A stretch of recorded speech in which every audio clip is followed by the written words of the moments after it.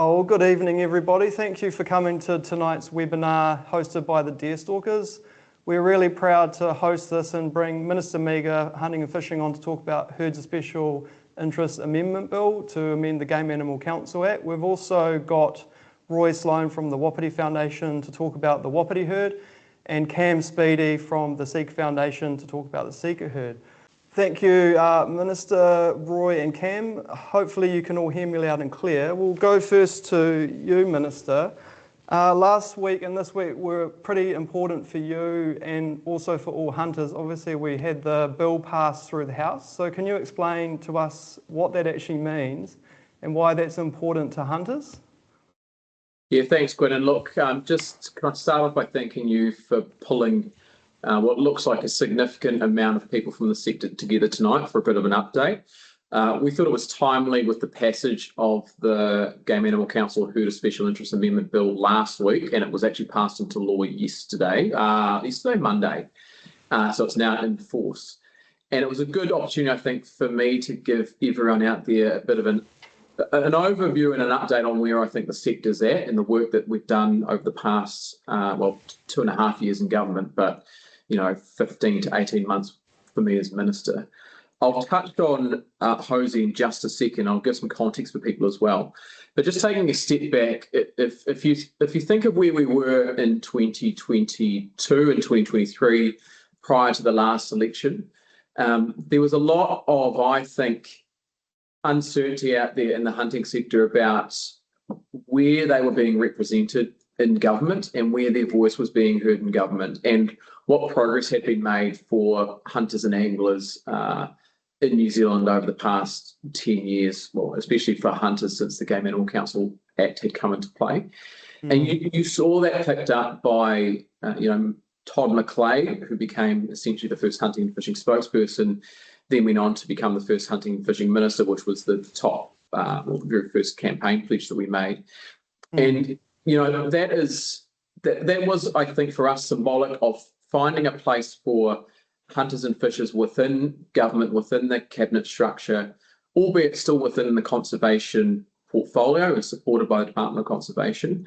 But it gave an opportunity to put a real focus on the issues that were really important to the hunting sector. So that's the first thing I want to say is that's from where we were in 2022 to where we are now. I think we've made a tremendous amount of progress in getting hunting and fishing to the forefront of every minister's mind. And you've seen that with the growth and popularity of the parliamentary hunt that the GAC put on, the parliamentary fish now with Fish and Game, and the much stronger and better relationships, I think, between ministers and not only the Deerstalkers, but the foundations, and the recognition that actually it's the likes of you guys, Roy, down south, and Cam and John, the Sika Foundation up north. It's really you and the foundations that are doing a lot of the heavy lifting on the ground. And it has taken, I think, a long time for government to open its eyes to that and to actually acknowledge the fact that there's real strength and real power in having a lot of the work driven by community.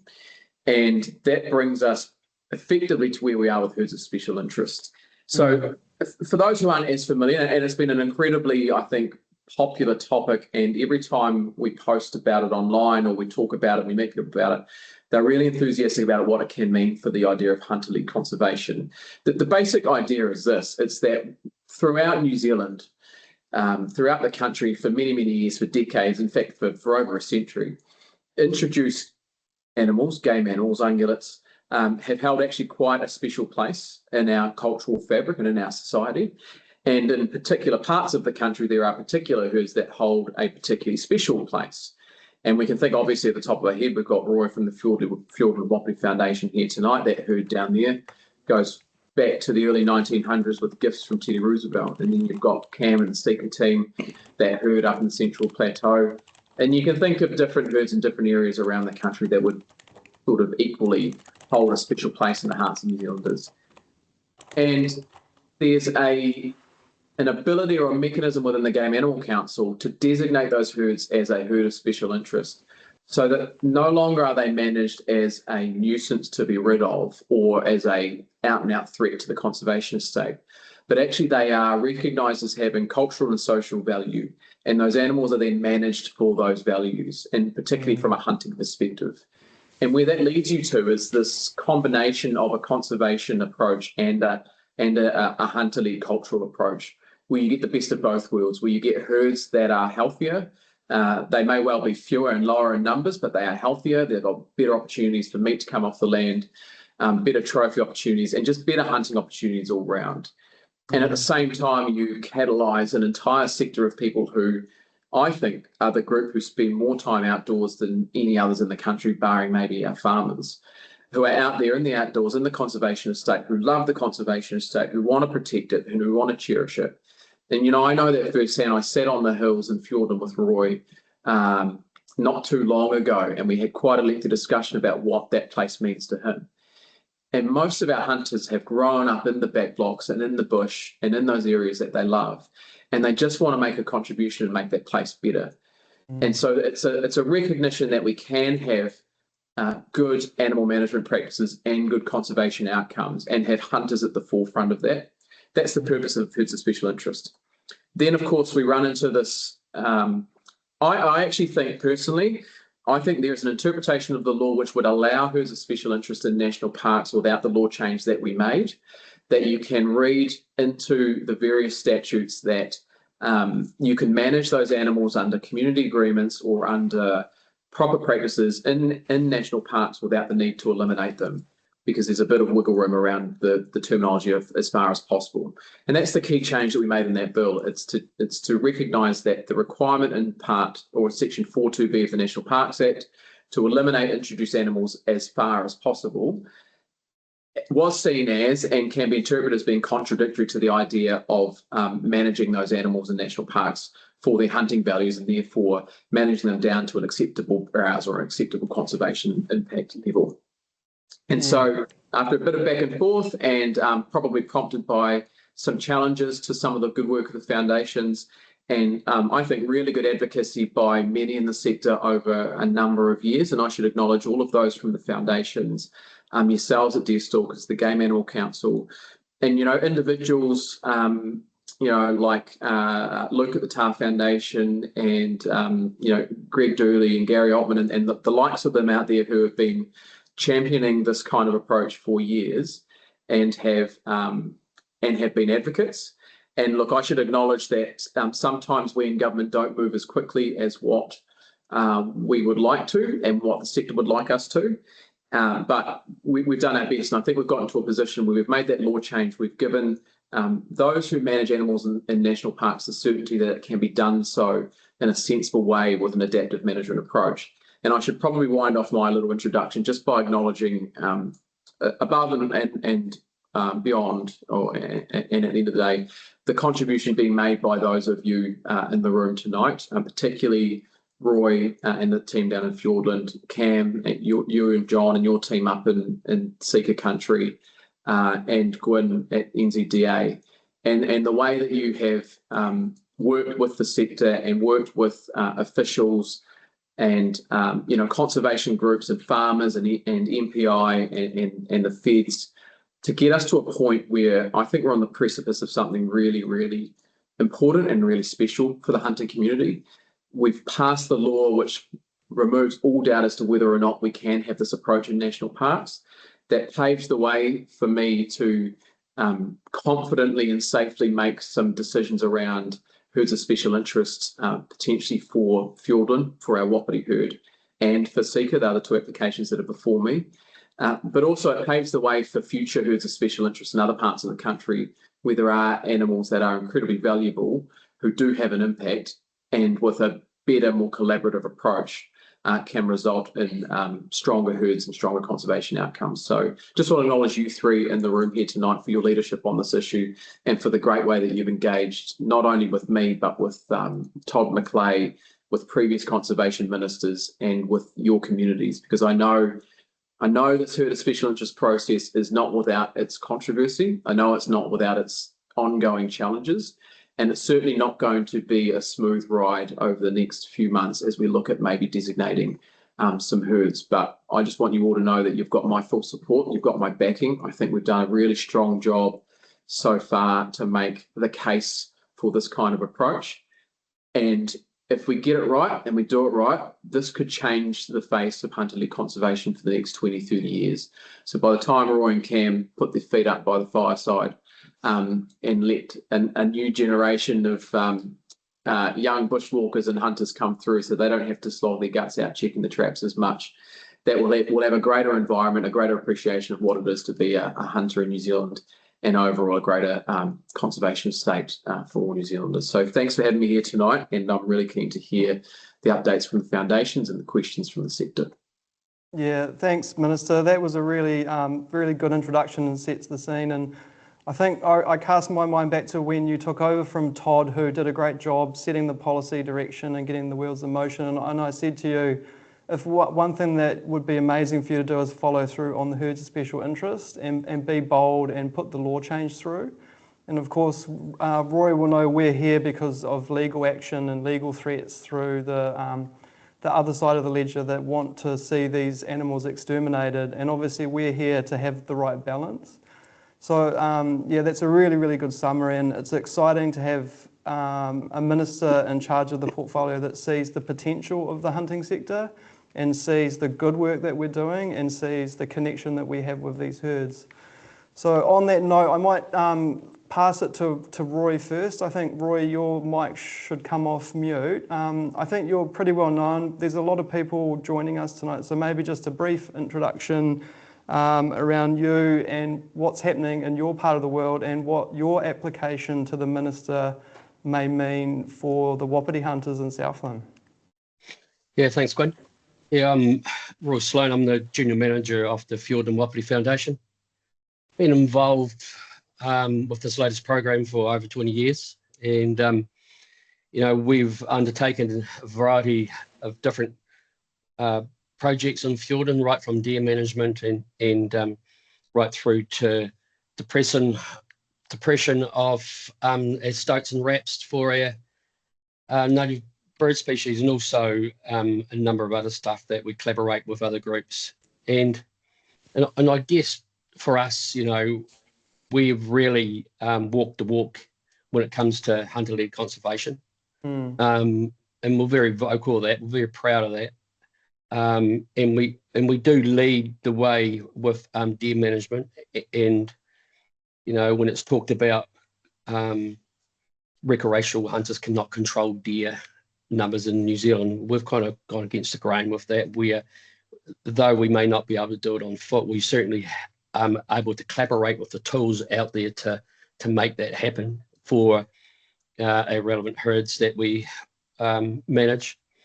And I guess, you know, it's pretty well known in the last few years that the Wapiti team have had a judicial review hanging over our head, and you know, we have gone for a bit of pressure, I'd say, at times with the team. You know, we've done 20 years of work, and adaptive management is a tool we've used up to the present day, and then to maybe have that rug pulled from under us to end all that work that we've done with Fiordland. So, you know, for us, this bill going through is potentially a lifeline. And I agree with what the Minister said before around, you know, we did have ways and means for us to continue down that path that we're already on. But certainly this bill going through Parliament is some clarity. And for us, it's quite a relief because, you know, all of a sudden we had an uncertain future. Now we probably must have a secure tenure going forward.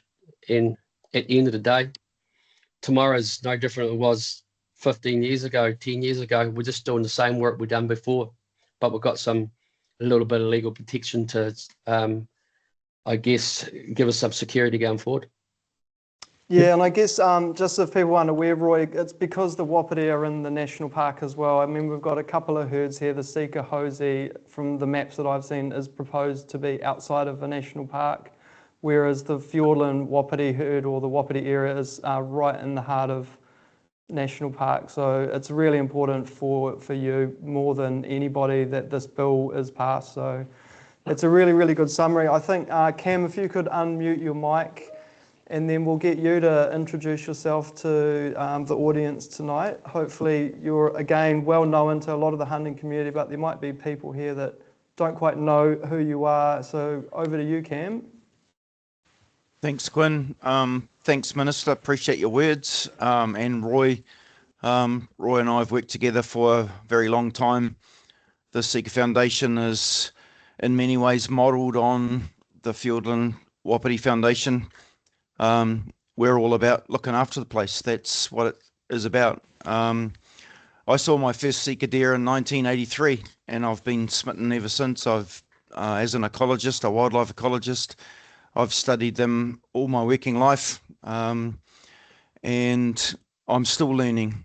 It's the adaptive management the Sika Foundation has been doing for the last 10 years is about learning how to look after this herd and the mountains it lives in, and all the amazing treasures like our whio and our kiwi and our bats that also live in that environment. So the people that I represent as Secretary of the Sika Foundation, and there are many of them who put in countless hours of hard mahi, we genuinely want the best for this place.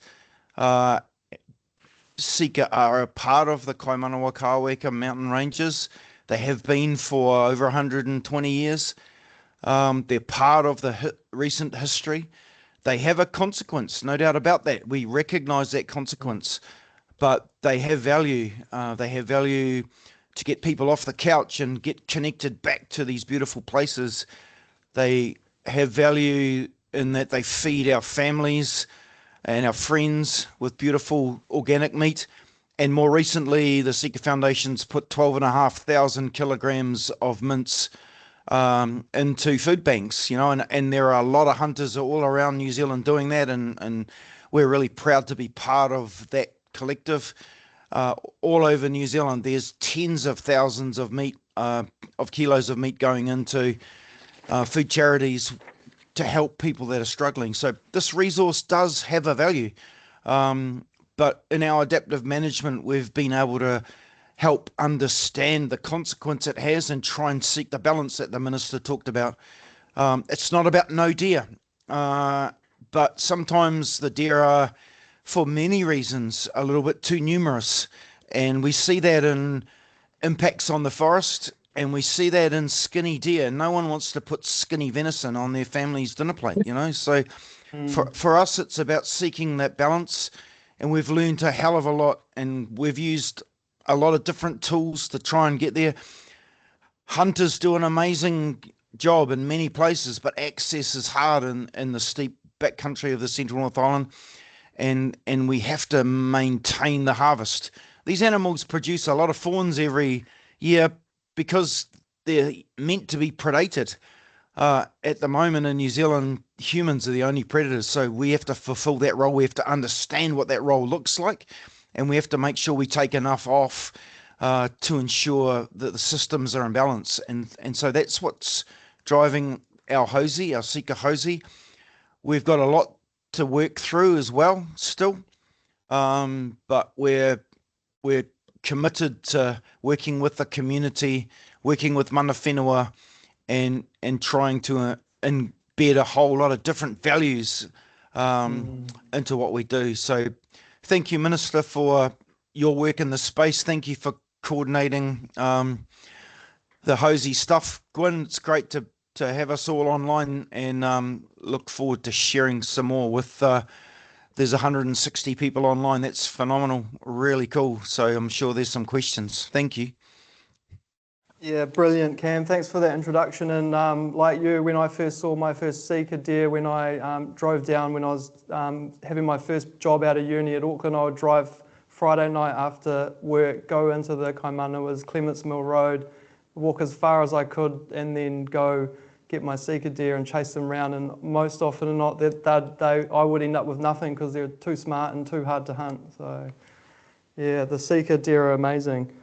So we've had a really good introduction from the Minister, from Roy and Cam, and we've got a few questions here, but there's a couple of key questions I just want to ask to set the scene. So the first sort of big question, this one's probably for you, Minister, and then maybe Cam and Roy could add to it from their perspectives. But with the law passing this week, people are wondering, it's taken a couple of years to get to this point. What does it mean practically for the Sika hunters and the Wapiti hunters if there was a designation? When are we going to see some changes? When are we going to have hunters leading the conservation work? And what's the timeline that the community needs to be mindful of with these things getting embedded? So what's next, effectively? Yeah, it's a great question because a lot of the stuff can be quite opaque. And look, even coming into this role, we didn't even have the legislation in the House when I became the Minister at the start of last year.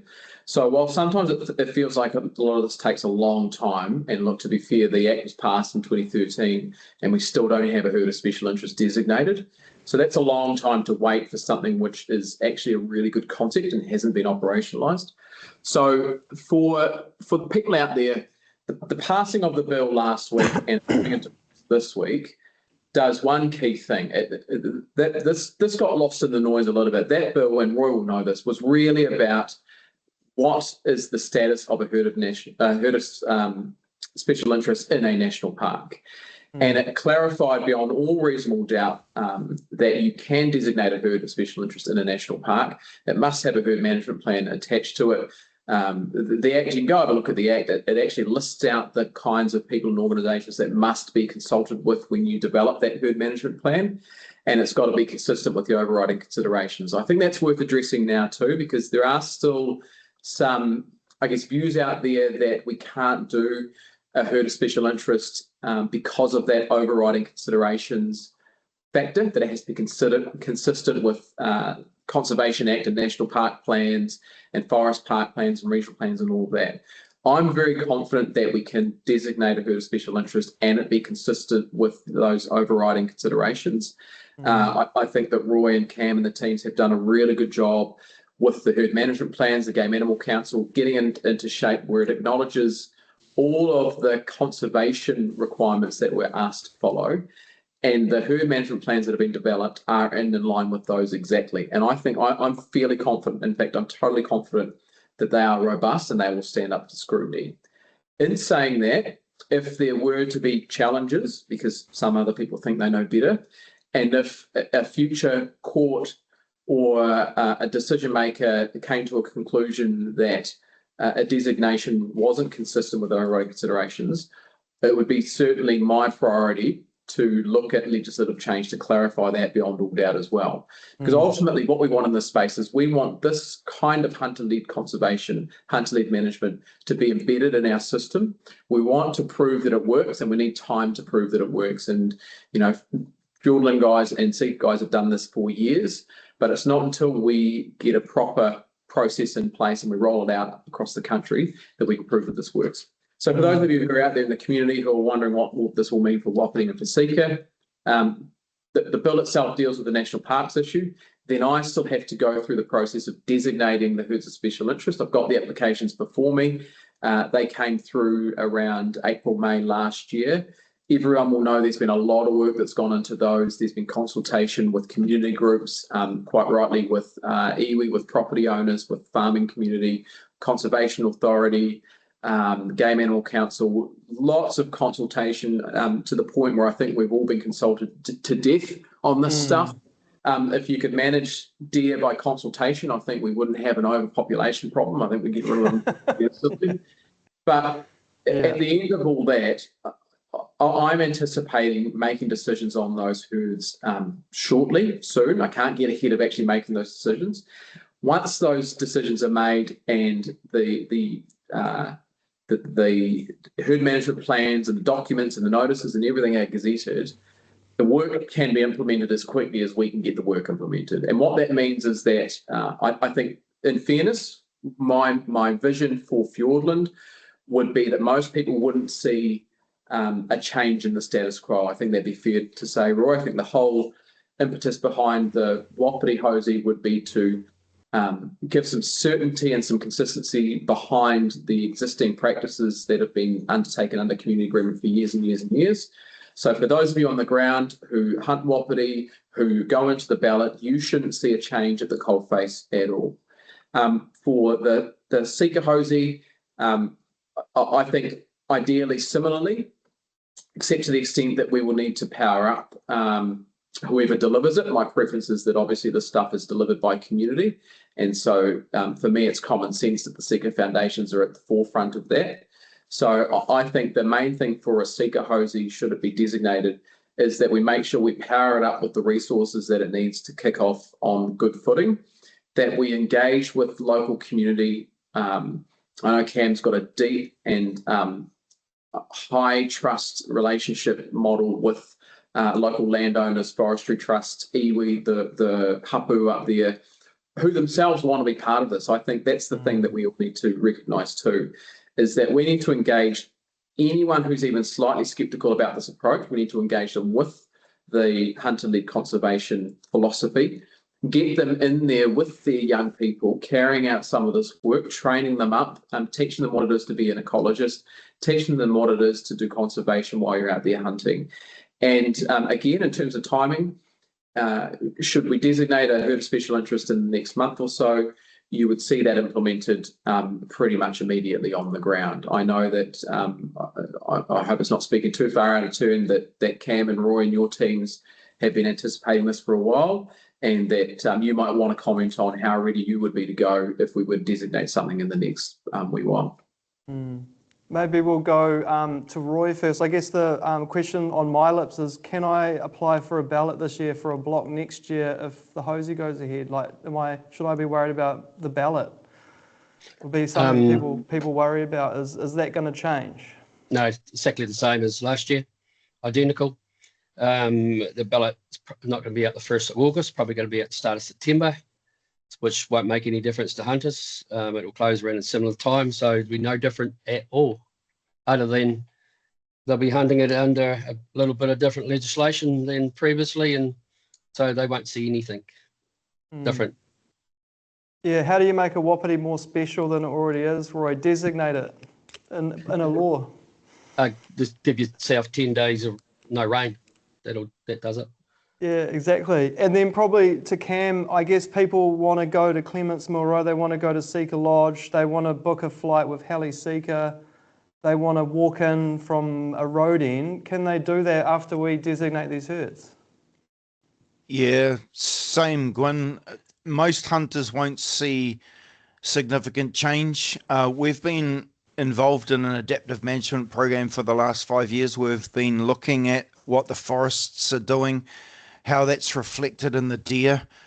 We know where there's a bit of stress, and we've already started doing a bit of work in the stress areas. We've still got some things to learn, but we've heard very strongly that hunters want freedom to go hunting like they always have. If you want to go up Clements Road and shoot a deer for the freezer, then you can keep doing that. We're not going to tell you what to hunt or how to hunt or when to hunt. But what we will be doing is we will be looking to learn more about the herd.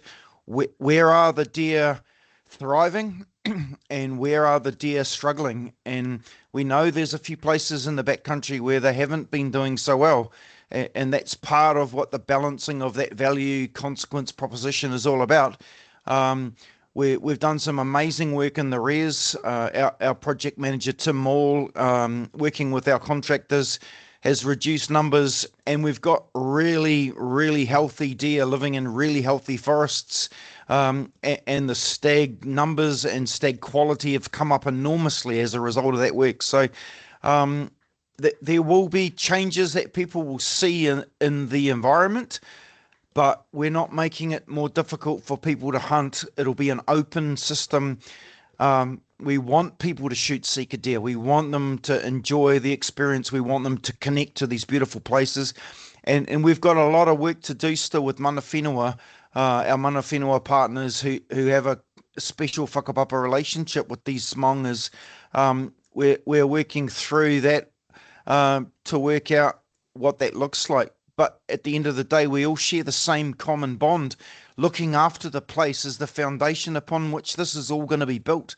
And so we might be building the plane a little bit as we fly it over the next few years. And that'll be about talking to the community and making sure that we reflect community values, mana whenua values, hunting values, conservation values in what we do across the kaimanawas and the kawekas. Thanks, Can Cam. I pick up on a point there, Gwyn, which has come through from both Roy and Cam? It's that while this might be a new legal process or a new statutory process or a new designation, the actual underlying work has been happening in these areas for years, for decades. Yeah. So in terms of what this is built on, this is built on years and decades of experience and hard work by hunting organisations that already exist in the community. What this attempts to do, this head of special interest process, is, in my view, stop the boom and bust cycle that we get into where, you know, there's sort of a 3-yearly look at where we put resources. Oh, the animals are high here, so we'll put a bit of suppression here. Or actually, now they're over there, we'll do it there. And what you get is high numbers, low numbers, high numbers, low numbers, and then that causes tension because you get poor hunting outcomes because you get a lot of skinny, sort of lower value animals, harder to get, good stags, good trophies, good heads, good meat. And then it causes environmental and ecological pressure too. And so people respond to pressure here and they respond to pressure there. Whereas what I think this does is this gives some certainty both around some resourcing, but also around getting consistency of the approach in an area over a number of years. And with that consistency got to come better outcomes, right? It's got to have better environmental outcomes and better animal outcomes, better data, stronger connections to the community, wider range of people involved, and underlying all that, this is something that I need to work on in Parliament, is reaching out across the aisle and actually getting some consensus from some quite strong opposition at the moment that this is something worth pursuing and worth doing. We don't want, God forbid, changes of government, whenever that may well be in the future, to come in and rip this all out from underneath us despite all the good work. So there's a bit of work that I need to do on the political side of convincing the doubters that this is something worth investing into and worth maintaining. And then at the same time, I think for all of us out there in the sector, it's definitely worth us building our relationships with anyone who is out there in the community who is sceptical about this too. Because there are a lot of people out in the community who are sceptical and who do look to drive a wedge between parts of the hunting sector. And you can see it in some very clever communications from, even the likes of Forest and Bird today. They put out a press release. And if you look at the content of the press release, they actually don't focus on the conservation issues and the pressure issues of animals. They've pivoted towards claiming that herds of special interest are designed to create large trophy parks on public land, that it's all about high value, high commercial trophies for wealthy people to come in and hunt these animals. Well, nothing could be further from the truth. And you know why they're doing that? They're doing it because they know there is some skepticism in the hunting sector about, we're all honest about this. There are some people in the hunting sector who don't like the large value, high value trophy side of hunting. And they're pointing at that and trying to drive a wedge in the hunting sector. Where actually, if you look at what an elimination of herds in national parks would do, is it would eradicate the right or the ability for everyday New Zealanders to go into the conservation estate, go into national parks and go hunting. It would reduce those trophies and those animals to the domain of the wealthy who have them in private estates. So we've got to be careful and acknowledge that we've made good progress. We've got to reach out across the aisle where it's appropriate and bring people with us. But we've also got to be cautious that nefarious actors who don't want this stuff to happen at all don't get into us and don't drive a wedge because we haven't gotten things perfect. Yeah, I think that's a fair assessment, and I've been following each step in the House and watching the speeches from your side of the benches and opposition, and it is disappointing. And I think from my perspective, Deerstalkers, we just love hunting, we love our forests, conservation, we want to volunteer. And it's quite disappointing to see the political narrative veer away from what's happening on the ground. And the people that I go hunting with or do projects with or want to do conservation, they're not worried about what's said in the House. They just get out there because they love the bush, They want to see it thrive. They like Cam's vision of the Kaimanuas. They like what Roy's doing. And so it's sort of my hope that Cam and Roy can lead by example. I mean, they're phenomenal champions of healthy herds and healthy forests. And I think by you giving the legitimacy of the designation to the work of the foundations, it helps us also tell that story. And I think people need to be mindful that there will be government oversight too. So the Department of Conservation will be monitoring the forest health and the outputs. So there's going to be, for the first time, an actual record of the forest and what's happening in certain areas in response to the work that they're going to be doing.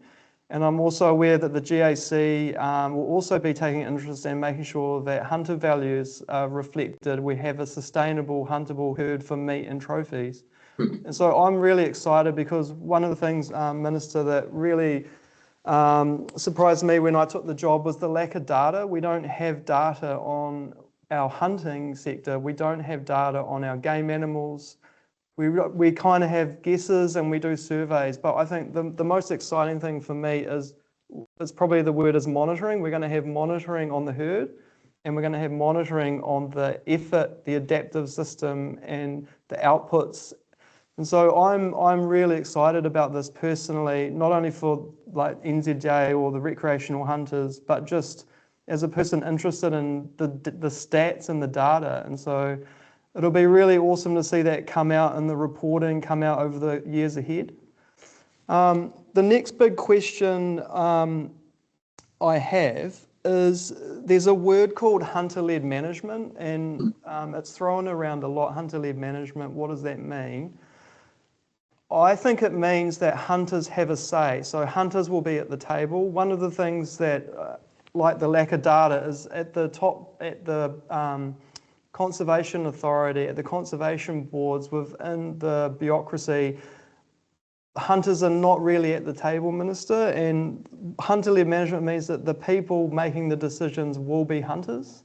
Is it fair to say that for these herds, hunter-led means hunter management, hunter direction, hunter decision-making? Yeah, I think that's a pretty accurate way of describing it.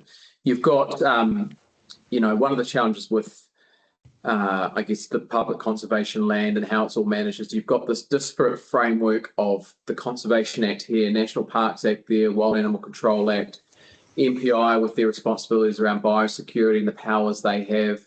Then you've got, stakeholders around farming and deer farming and farmers themselves. They're a whole it's a bit of a mess in terms of the framework. And one thing that, if I get the chance again, I'd like to see would be to try and consolidate that framework down into a simplified, either wild animal management framework or a game animal management framework. And that's where you can get the hunter-led governance or hunter-led management in there.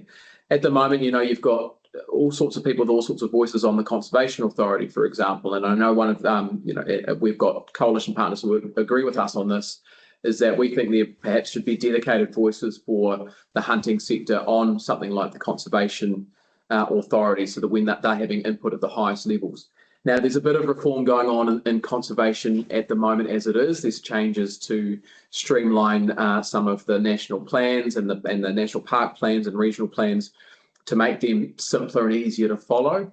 And quite frankly, some of them are about 10 or 15 years overdue and worth updating.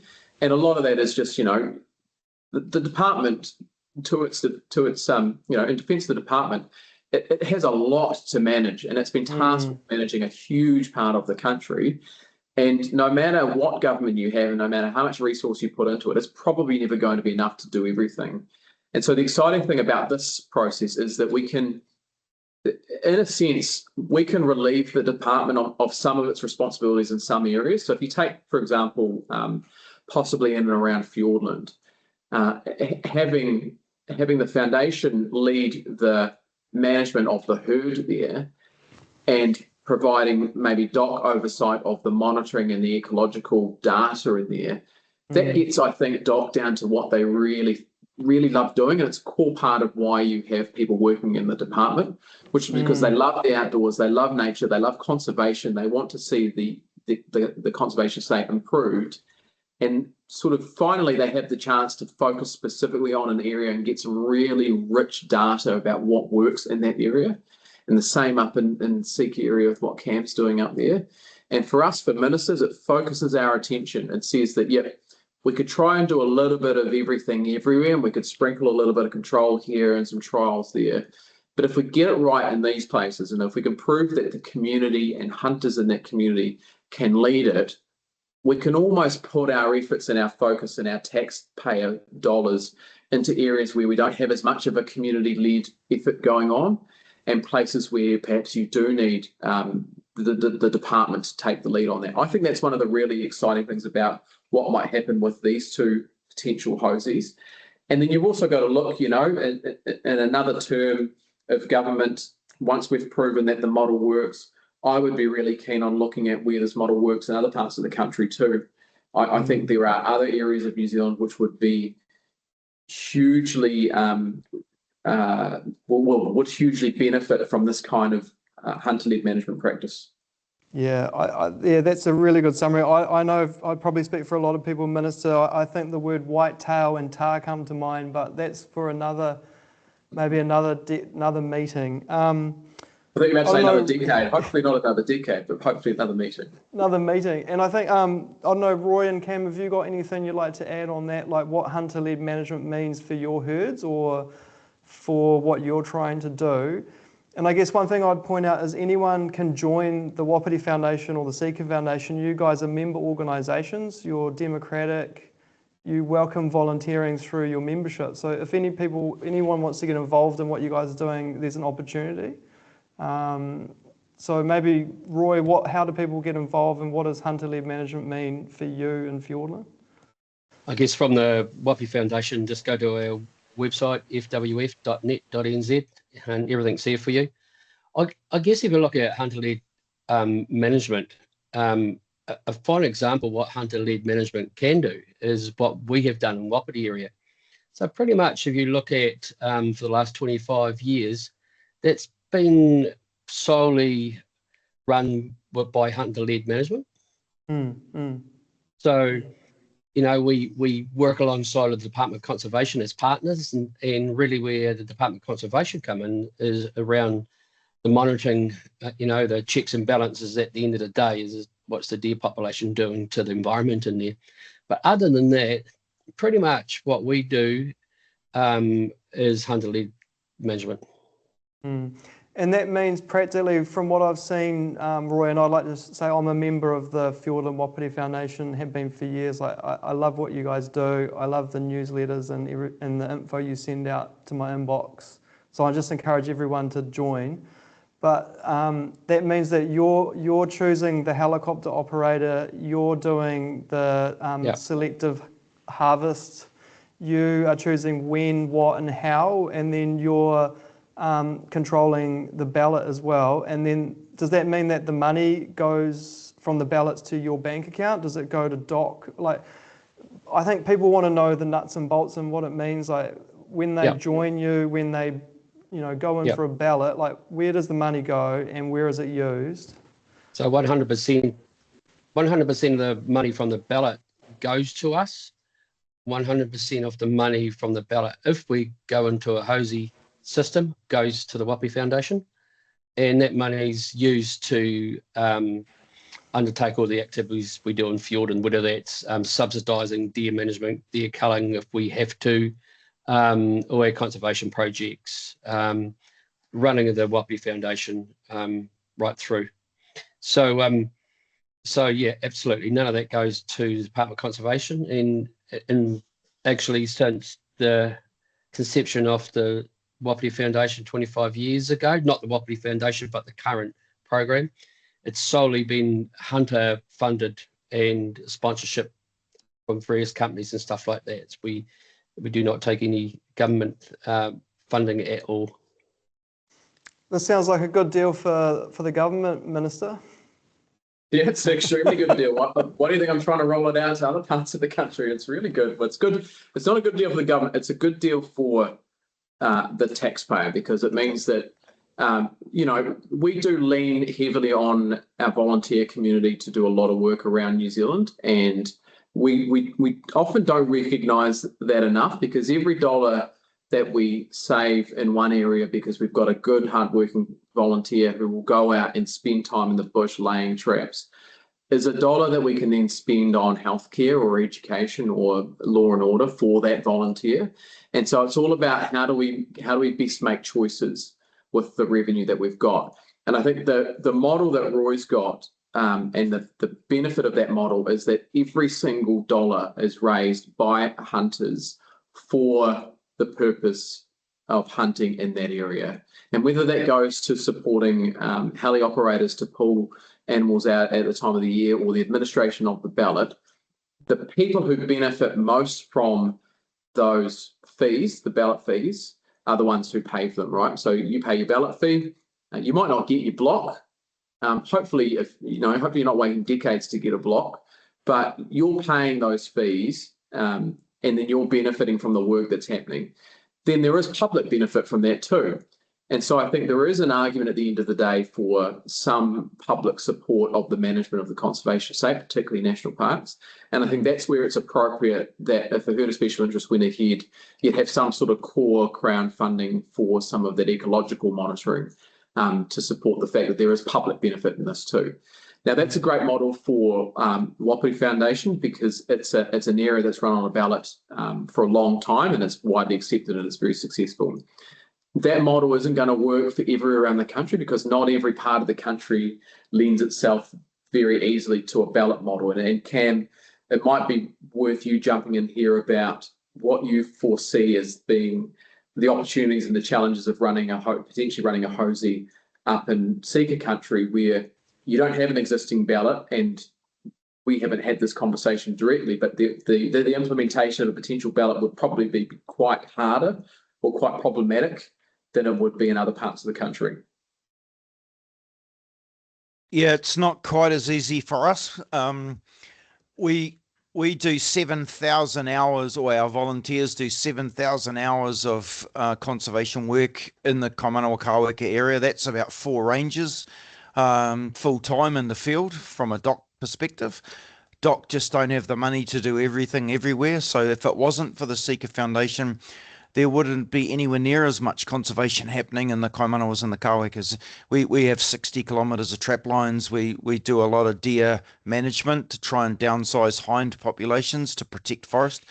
But ultimately, a 20 kilo Sika isn't worth the same commodity value as a 57 kilo Wapiti, and those are average carcass weights. So we have very generous sponsors, the likes of Stony Creek and Heli Sika, and we have philanthropic contributions from a range of sources, some of them from overseas, through the Origins Foundation and other philanthropists. But at the end of the day, we are finding ourselves in a situation where we have to find revenue. We've heard very strongly from hunters that they're not wanting to see ballots or charges, and so we've got to think outside the square about how we fund this, and we've had some jobs for nature funding, which has helped us understand a lot of our data, and we need to just work through what that looks like in coming years. But as I said, we're going to be flying the plane as we build it, and yeah, it's too important an opportunity. Sika deer finally have some legal status as a game animal, albeit a game animal that has values and consequences, but they are not a pest or a damaging thing, or they are recognised as a game animal, and that's a huge step forward from our perspective. Thanks. I'll throw a few questions to you guys from the audience now, and I'm going to paraphrase one that's a little bit controversial to start with, and probably is going to be more controversial for the Sika herd. But in short, it's saying that why don't you cut to the chase and say that it will end up resulting in shooting animals, and let's be honest about that and not dress it up as conservation. So I think what they're saying is hunters going to need to expect, control done through your organisations. I know, Roy, you've been doing it for years, and you're talking about, you need to get a certain amount of Wapiti to keep in balance with your goals, and Cam. So maybe Cam, what should hunters be mindful of as we move to the phase, should a declaration happen? Are you going to be shooting our Sika? And why don't leave them to the hunters to shoot? Why do we need you to shoot them? We've already been doing that for the last 5 years. We are taking out Hinds. Hunters tend to shoot far more males, and that's not just a hunter preference, but it's an animal behavior thing. Young males are predisposed to more foolish behavior, and they're easier to shoot. So we do see an over harvest of males and an under harvest of females, and so in the last 5 years we've been deliberately targeting family groups and females to try and keep on top of numbers. But where we do shoot deer, what happens is that it kickstarts productivity, and younger hinds produce more offspring, and those younger offspring are easier to shoot. So as counterintuitive as it seems, instead of a 7-year-old Sika hind that's only having a couple of 3 fawns in her whole life, she's having a fawn every year, and those young fawns are the ones that stand for that extra 4 or 5 seconds that allow for harvest. So we want healthier herds. We can only have that through healthier forests, and we have to keep the predation pressure going. I make no apologies for the fact that we need to shoot more Sika hinds. We've been saying that for 10 years. We shoot plenty of Sika stags. We don't shoot enough Sika hinds. So hunters can knock their socks off and shoot as many Sika hinds as they want. But in some of our more remote areas, we aren't shooting enough. And the foundation has taken over that role of predator in doing that. So that's just biology. That's just natural plant herbivore predator ecology. And the next question, probably following on from that, will we see some more reporting on what happens under a HOSI? Will hunters get the information and be able to see what's happening where? Is that the intention for these herd management plans, to have reports and information available to the hunting community? 100%. And in fact, you can go on to our Sika Foundation website and look at all of the information that we've collected over the last 5 years. It's beautifully displayed there. Our project manager, Tim, has done an incredible job collating that information. There's forest health information, there's deer herd information, condition scores, average ages, reproductive status. The more deer we shoot, the healthier they get, the fatter they get, the more offspring they produce, and the more we have to actually shoot. So, we're kind of making a rod for our own back. We have to keep the harvest going. Shoot more Sika hinds. That's the message. Thanks, I guess the other side of that too, Gwyn, is that there's going to be some stuff some hunters are going to have to do when they hunt these herds as well, is we can't get data unless data is given. So, hunters will do and will have to continue to play a large role in supplying data. That's a good point, Roy. The next question we've got probably is one more for the Minister, and it's probably one for your Cabinet colleagues, Minister, but does the HOSI bill have support of the Minister of Conservation? Yeah, absolutely. Tama is a big supporter of this philosophy. He's been out at Ngāmatea a couple of times. He took his boys out there hunting on the parliamentary hunt. I think they cleaned up half the hinds on the hillside that weekend, Cam, so you might have to worry about Ngāmatea for a while. But no, he's a big supporter. He's actually also a really big asset too, because he's from that area. And if we are at all interested in maintaining good connections with the key stakeholders and the people in that area who have influence, he's going to be a big champion for this process. And that's the same across the board. And I think as a coalition, if you look at both of our coalition partners, we are all pro-hunting. We are all pro this philosophy. We can't say the same about everyone in Parliament.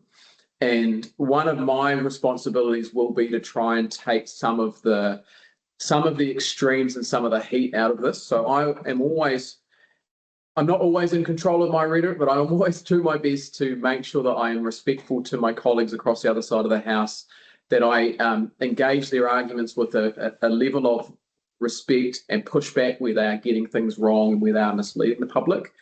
But if I can do my best to take a lot of the extreme rhetoric out of it and try and bring people with us, it means that not only do you have the allies on this side of Parliament, but you also have some people on the other side of Parliament who can speak some sense to their colleagues too.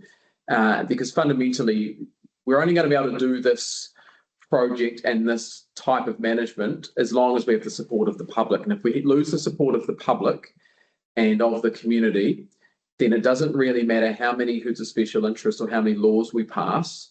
It's not a sustainable approach. So fundamental to everything we're doing is making sure that every step of the way we've got the community on board with us. And that's a really good lead into the next question. So I'll just probably read this out to all three of you, and we're at 5 minutes to 8, so we've only got another 10 minutes left on the scheduled program, guys. It's been a great chat, but as a local unaffiliated hunter, I'm encouraged by the HOSI implementation. It requires active on-the-ground management, and New Zealand has recently shifted towards some fear of hunters and poison and a goal to poison introduced animals, and a mindset that stands as opposed to this approach under the GAC Act. How are we going to correct public perceptions of these herds and not as pests? And how do we remind the public, the wider public, that the hunter's presence in the backcountry is an essential tool, and it also helps to protect biodiversity? It goes on, and specifically, how do we balance these herds and the impact on the forest, also with people's need for meat? So there's a lot in that question, but I think it sort of is probably one of the things that a lot of people are thinking of is the tension between the hunters and what we know who are active users of the forest and value the herds and the hunting and the meat versus the public perception. I think we've got a big job selling this to the public. How do you guys see us being able to achieve that so that we can get the successes out there so that these are sustainable, I guess, is the question. I led off with some things I can do on my end. So there's a couple of things. One is I will be very careful not to pretend that designating 2 HOSIs will be the magic bullet that will solve all of the issues around the impact that browsers have on our natural environment. We've got to make sure that this is seen as one of the tools in the tool bag to help with that challenge so that we have better herds, better hunting values, and better conservation of state. But there are a lot of other areas in the country and a lot of other things that we need to do to continue to make sure we manage all animals in an appropriate way. The second thing is this idea that, the likes of Forest and Birds, some of the extreme organisations push, which is that it doesn't matter where they are, they call every introduced species a pest or they say they're invasive. And we've just got to push back on that, because actually, along with the cultural and social value that these animals have in terms of being a recreational pastime and a hunting activity, for a lot of families, they actually do provide meat in a time where a lot of families are under pressure from the costs of just day-to-day living. And if you were to take an extreme view where you removed every animal from the country that wasn't here before 1850, you'd be left with a very, very tough environment for some of our poorer communities, particularly those who go out and they hunt pigs and they hunt deer and they take it off the side of the hill and they actually put food on the table. I think there's a real risk to that. So we have to get away from this idea that it's about pests and invasive species, and actually the concept of valued introduced species, which is actually, for all you say about left and right wing governments, was introduced in the biodiversity strategy of the previous government, who introduced this idea of a valued introduced species. Didn't give it any statutory weight or any legal definition, but recognised that there are introduced species in our country that have value. They aren't just an invasive threat to be eradicated. And so part of what I can do and what I will look at doing is legislate for this idea of valued introduced species. Whether that's we've got a members bill in the Biscuit tin at the moment, or whether that's through wider animal management reform, this idea that you should actually treat these animals for the values that they hold, and also that you don't have to treat them the same in every part of the country.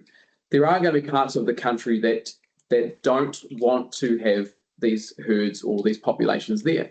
And if you take Northland for an example, there is a relatively clear consensus probably across Northland throughout the hunting community that deer aren't there, and that actually there is no desire to have deer through that area.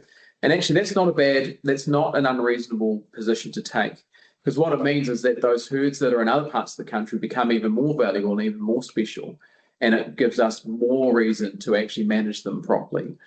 And so the same could be said for down in Rakiura. You might have a different approach to managing whitetail there than what you might have for the whitetail herd through Wakatipu. You can relay that to every sort of introduced species. But I think underlying that is this idea that if we can push back against this idea that these animals are pests and that actually they are animals to be managed, that would be the best thing that I think we can do as rule makers and decision makers. But Roy and Cam will probably have quite good ideas about what you can do on the ground to take people with you too. Yeah, I've certainly got a view on that. If you take a Sika hind out of Clements Mill Road, it should be 35 kilos carcass, and her meat will be absolutely superb. If you take a Sika hind out of some high country mountain beach habitat, she'll be 18 kilos, and her meat will be a bit emaciated and not particularly good. And so management is a good thing for meat.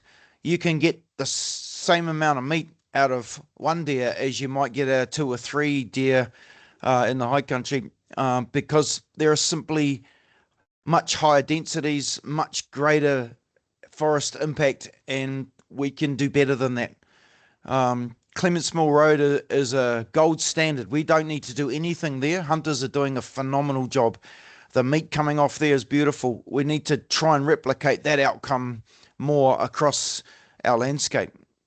It really is simple biology. Yeah, I agree, Cam. I guess same with the Wapiti, and one thing we've done is that we've told our story well, and what we've done is we have used that venison that we harvest out there each year, and our partners, one of our mandates with our partners is that we want our venison sold in urban New Zealand, so Auckland, Wellington, and those areas where we don't normally reach people. And at times we attend meetings with groups from some of those restaurants who sell our venison, and one thing I found very quickly is everyone gets educated on deer. It depends who's doing the education and what they believe. So it's very important that we remember that, is that when we tell our story, we've got to make sure it's not to our mate who lives down the street from you, or we've got to tell our story in urban New Zealand. And if we don't take that seriously, we're going to lose out, I'm afraid. And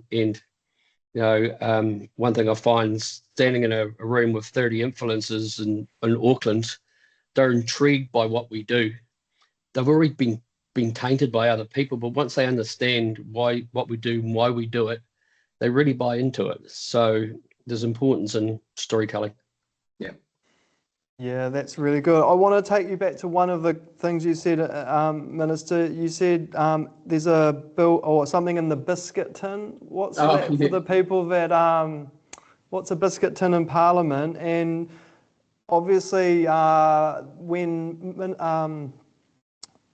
Todd McClay announced your policy as a government, or when you were campaigning, you talked about introducing a concept of uniting the valued introduced species. Obviously, that's something that you haven't had the time to do this term as a government, and it's really good to hear that you're still keeping that on your agenda. But maybe explain what the biscuit tin is and why valued introduced species law would be helpful for you as a minister. Yeah, so it's a little bit of sort of shop speak, but it is literally a biscuit tin. In Parliament, there is an old biscuit tin, and into that biscuit tin goes bingo tokens, And every now and then, one of those tokens is pulled out of the tin, and that becomes a bill that goes into Parliament. So every token has a number, every number is associated with a bill. They're called members' bills. And so we've got a members' bill in the Biscuit tin at the moment in the name of Barbara Kruger, which essentially legislates for the concept of a valued introduced species. And it says that any species in this list will be managed for its social and recreational value and not as a pest to be eliminated. It essentially lists the sports fish and the game birds and the game animal species that everyone would expect: deer, tar, chamois, pigs, trout, salmon, and the regular game birds. The reason it's in there is because as a government, or as a minister, I'm one minister of 28, so I've got 27 colleagues who all have their own portfolios, their own priorities, their own legislative goals that they want to achieve. And we all actually, we work really well together, but we jostle and we hustle and we try and get our priority up the list, and we try and negotiate and trying to say, we got to get this and we've got to prioritise this. And there's never enough room in the system to do it all at once. It's actually one of the reasons that we are sitting tonight under urgency and we'll sit through the weekend, is it because there is far more legislation to pass than what we've got time in Parliament to do it. So we've extended the hours of Parliament. And so one of the ways that we can get more legislation in and through the House is by using the members' bill process, which is currently where the valued introduced species bill sits. And so if that was drawn out of the Biscuit tin next week, that could go through the members' pathway, which is on a Wednesday. It's where non-government MPs get to put their legislation through. And it is just another tool or another mechanism that we can use to advance our policy priorities that don't necessarily use the government pathway. But, given another term as the minister, we'll be coming out with our own, policy to seek a mandate from the public on, like we did last time. And my strong intention at this stage is to very seriously look at how we have our game animals managed in New Zealand, how we manage the right animal in the right place. And I guess importantly, looking at local government reform, what is the role of regional councils in their what they call pest management, and actually who are the best people that are best placed to manage animals that are having an impact on farms and on the conservation estate. And so there's a wider question there about how that works over the coming years too. But essentially that's the Biscuit tin. It's another mechanism or tool to try and advance our policy program. And, all going well, it could be pulled out in a couple of weeks and we could be discussing the merits of valued introduced species as a concept. Yeah, we can only hope. Well, that's a good explanation. And I think that just sort of demonstrates the wider caucus's commitment to the game animals and hunting and sort of that part of our culture, Minister, because I was aware of that bill and I don't think a lot of the hunting community were. So a lot of people would have learnt that tonight. One question, did you put the moose on the bill, the Fiordland moose? I've seen two of those mounted.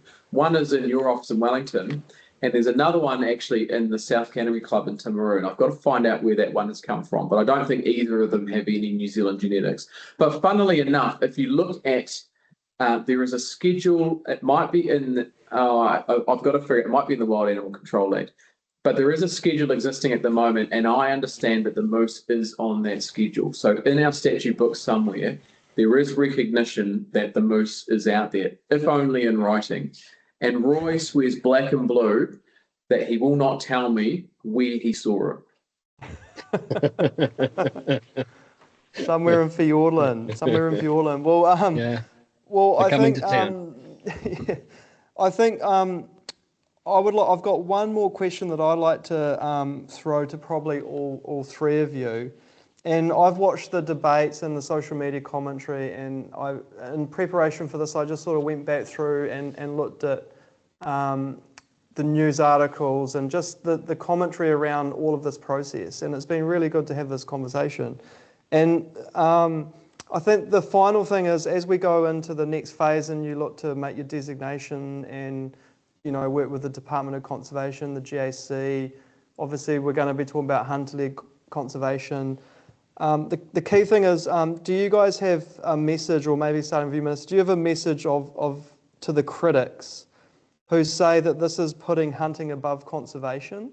I see that time and time again that we're elevating hunters. I think you mentioned Forest and Bird statement today that we're creating trophy hunting preserves for rich people. What's your message to, your final message to the critics around that attack on this whole process and the law change, and obviously the intention on these herds of special interest? Maybe I'll let Cam and Roy go first, because for me it's political, but for you guys it's an attack on what you do for a living. It's an attack on your way of life sometimes. And so maybe I'll let you respond so you can set the tone, and then I can moderate my response based on how generous you've been. I guess from my perspective, is we've been led by a bit of scaremongering. And I guess that's what really concerns me, is we're not sticking to what is factual. We've been misled down a track by a group of people who, as I say before, don't want any introduced species in New Zealand whatsoever.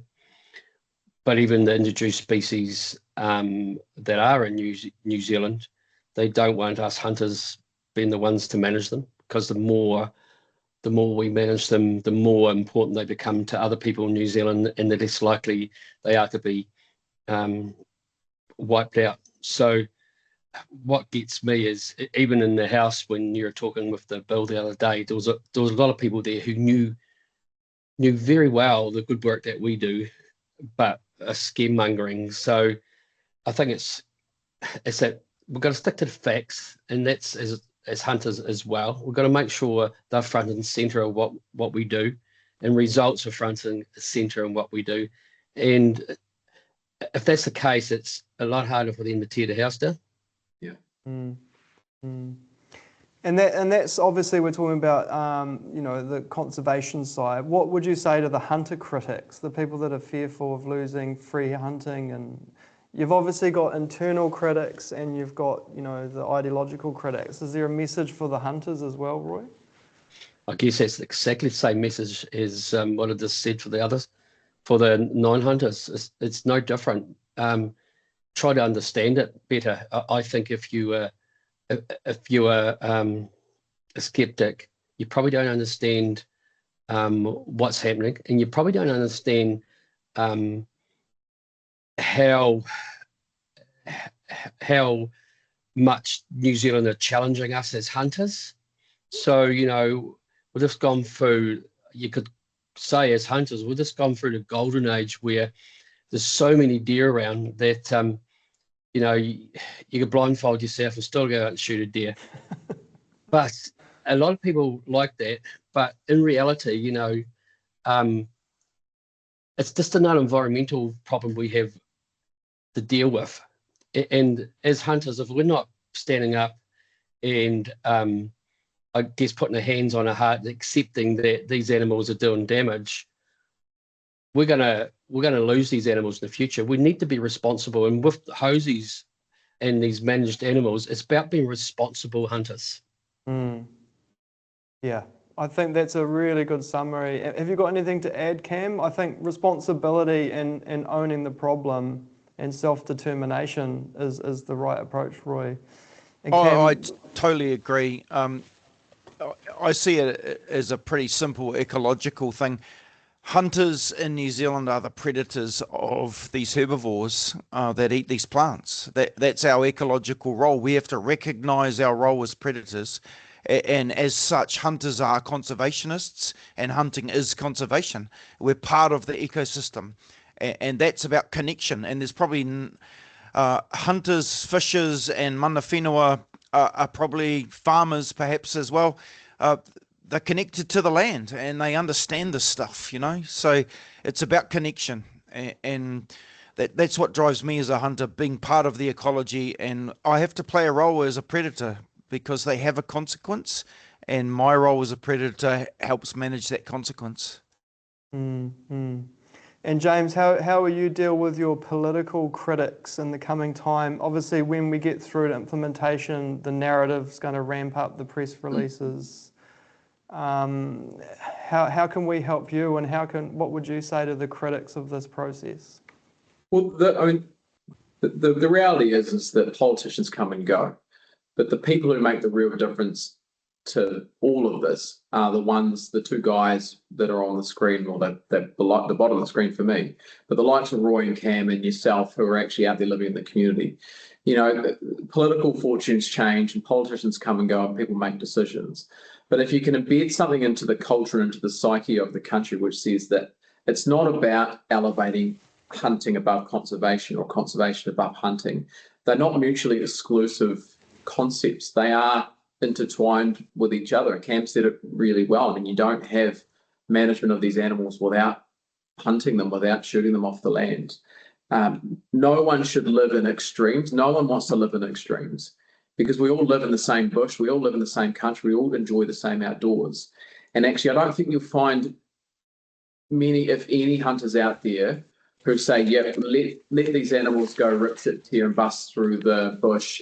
We don't care at all as long as we've got something to shoot. I don't think anyone has that attitude, but that's often what you're painted as. And so I think the message to critics is, as Roy said, just look at the actual facts. Look at what people are actually saying and what they're actually doing. Look at what the results actually are, and be willing to give this thing a go. And look, ultimately, we'll be judged on whether or not this program works. And we all fundamentally strongly believe it will work, because we think it will lead to better hunting outcomes and better conservation outcomes. And the reality is, if the stats don't show that, we'll lose that argument and another argument will win. But I'm confident that what we're doing will bear fruit, and the facts will show that this is the right thing to do. So to the critics, you can write your columns, you can stir up your mailing lists, you can gather your donations all you want. But Roy and Cam and Gwyn and the TAR guys and the whitetail guys will be out there actually doing the work and producing the results. And in 6 months, 18 months, 3 years' time, we'll actually have the data to prove that what we said would work worked. And then we'll go and do more of it, because that's good for the country. Yeah, brilliant answer. Well, I think that's a wrap for tonight's webinar, Minister Roy and Cam. I just want to thank all three of you for taking up my invitation to speak and talk openly and frankly about what it means for the hunters. As NZDA, we get a lot of views, a lot of questions, a lot of concerns coming through to us, and so it's really, really enlightening for me to have you guys on answering the questions. And good luck, Minister, in the House tonight and on the weekend. How late will you be sitting tonight? When do you close? Is there a shutdown time when the lights go out? We go to midnight tonight. What are we, Wednesday? Tonight, Thursday, Friday, Saturday. So we'll be midnight till Saturday. Then I've got to get a bit of sleep, because you're dragging me up into the bush for a few hours on Monday, Tuesday. So I've got to make sure I'm sharp enough to keep up with you. Yeah, you'll be good. We'll try and shoot one of those deer and feed our families with the good venison. Good, man. And look, just before we go, can I just acknowledge I think the highest count I saw in the corner was 179 people who joined us tonight. And so all of you will represent different parts of the hunting sector. Just want to acknowledge you for being here tonight, for taking the time to listen to this update, for your support for what we're doing. And most of all, for your patience. I know it seems like it's been frustrating to get to this point, but I said this to Gwyn and the team before we started. I think we're on the precipice of something really special over the next couple of months about what we can actually achieve in this space. And I think if we hold our shape as a sector and as a community, we can continue to get some really great outcomes. So just to everyone who's joined us online, keep up the awesome work you're doing out there in the community. You know the work of the foundations, you already know what they do. If you're not a member already, go ahead and join up, contribute where you can, and just keep proving that the critics will be wrong on this. I'd like to say thanks for everyone who attended, and again thank you Minister Meager, Cam and Roy. Cheers guys. Thank you. Thanks, guys. Thank you.